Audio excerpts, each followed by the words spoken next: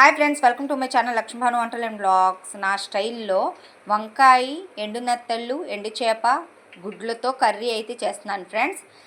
ఎండు నెత్తళ్ళు, ఎండు చేప శుభ్రం చేసేసుకొని పెట్టేసుకున్నాను. గుడ్లు ఉడికించేసుకొని పెట్టేసుకున్నాను. ఇవన్నీ ఆయిల్లో ఫ్రై చేసేసుకుందాము.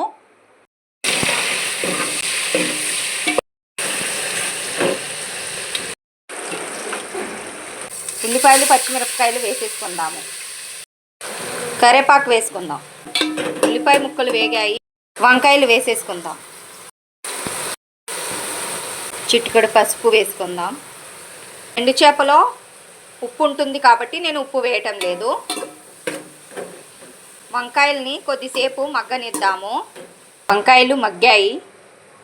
రుచికి సరిపడంత కారం అయితే వేసుకుందాము. వాటర్ వేసుకుందాం.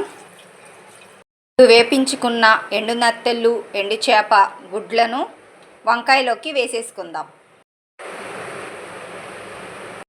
ఒకసారి కలుపుకుందాము. దగ్గర పడేంత వరకు ఉడకనిద్దాము. దగ్గర పడింది. చాలా బాగుంటుంది కర్రీ.